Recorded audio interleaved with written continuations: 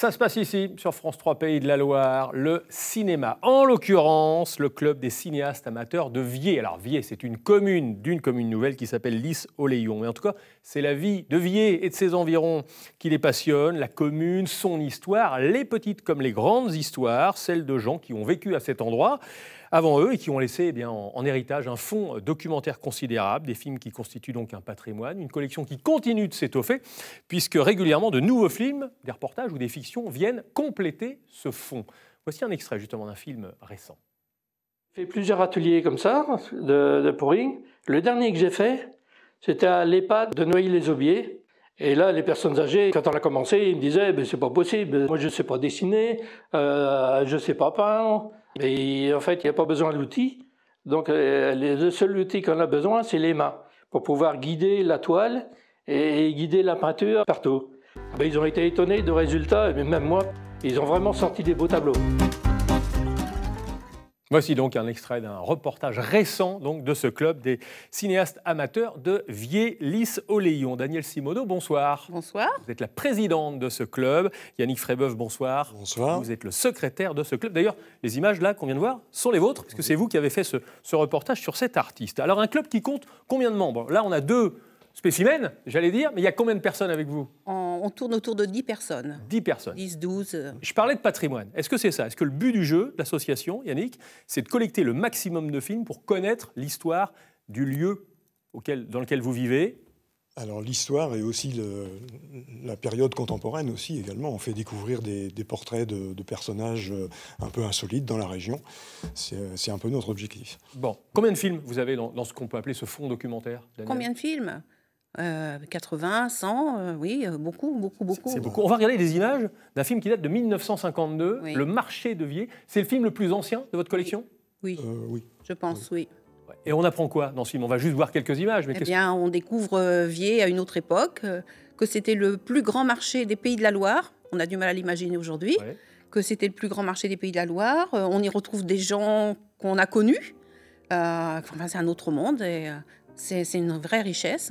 Donc c'est vraiment une page d'histoire. Ah oui, c'est une page d'histoire, une vraie richesse. On retrouve des lieux qui ont changé, donc ça permet de comparer. Mais on les reconnaît tous. Ouais. On les reconnaît tous. Et les gens qui, pour certains, ne sont plus là, parce que le film date à 73 ans maintenant. Est-ce que vous, ça vous parle, parce qu'il y a peut-être des gens que vous avez connus, mais les générations suivantes, est-ce qu'il y a des jeunes dans votre club qui s'intéressent à ces vieux films?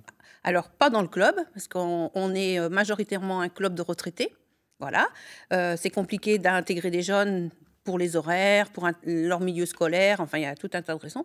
Ceci dit, il y a des activités qui sont menées sur la commune par le syndicat d'initiative qui, parfois, mélangent nos anciens films avec les réalités. Cet été, il y a eu une déambulation dans les rues de Viers, ou l'été dernier, je ne me souviens plus, où on essayait de retrouver, justement, à partir du vieux film, les boutiques qui existent. Voilà. Et il y avait des jeunes dans cette déambulation. Bon, est-ce que vous avez fait un reportage, mais il y a aussi des fictions, Yannick. C'est-à-dire qu'il y a des gens dans votre club qui écrivent des scénarios et qui demandent à des acteurs locaux d'interpréter les personnages? Exactement, ça peut arriver. Donc on est, nous, plus dans le domaine de la reconstitution, en général, quand on écrit un scénario.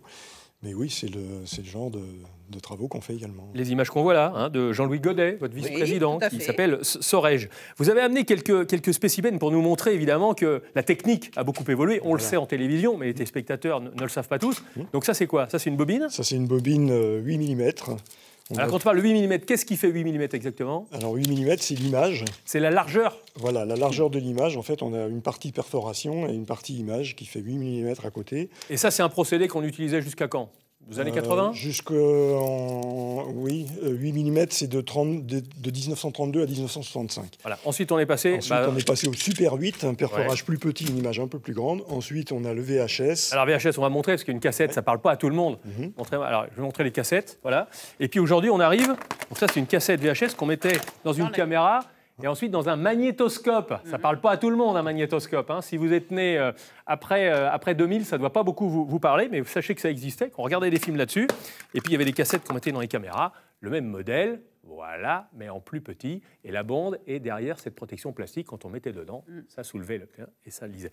Et maintenant, c'est une carte. Voilà, maintenant, on est à la carte SD. Et puis, on a des supports aussi USB. Ces films-là, vous les regardez entre vous ou de temps en temps vous en faites profiter le plus grand nombre? Est-ce qu'il y a un festival ou des séances publiques qui sont organisées? Tous les ans, une fois par an, au week-end du 11 novembre, le 10 et le 11 exactement, on organise un gala où tout public est invité, où on passe les films qu'on a réalisés dans l'année, mais parfois des plus vieux films qu'on remet au goût du jour. Et puis on fait partie aussi d'une fédération nationale et où on peut faire des échanges de films avec d'autres amateurs, d'autres régions. Donc on va au gala régional une fois l'année pour voir ce qu'on peut nous présenter. Puis on fait notre marché.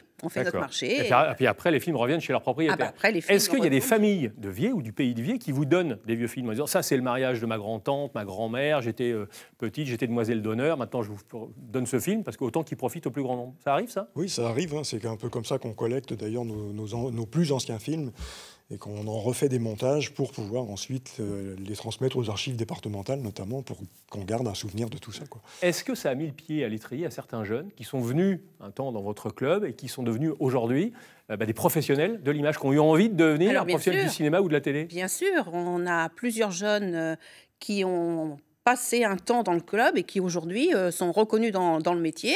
Entre autres, Dominique Baumard, qui est un réalisateur qui va passer un film au Festival Premier Plan à la clôture. Il est issu de Viers et on a la chance de l'avoir eu dans le club. Et ça, c'est une fierté. Bien et il y a un petit partenariat avec les archives départementales. On a un grand partenariat avec les archives départementales. Très bien. Danielle Simoneau, présidente du club des cinéastes amateurs de Viers, Lys Oléillon. Yannick Frébeuf, secrétaire de ce club. Merci beaucoup d'être venu nous partager votre passion pour Viers. On embrasse d'ailleurs tous les téléspectateurs du sud du Maine-et-Loire.